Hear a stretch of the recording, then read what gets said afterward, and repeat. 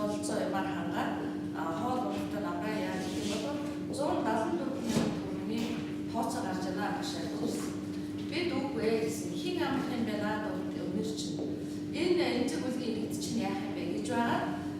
Нодлон одоо орчнон эмзэг 3 жил тогтвортойгоор 190-с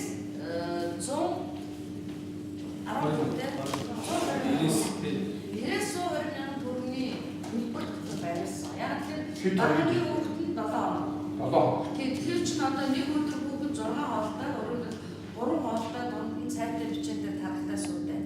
Ингээд байхад нэг хүүхдэд 90 авах юм бол нэг 7-8 мянган төгрөг, юу авах юм бол 12 мянган төгрөгийн үн гарч байгаа.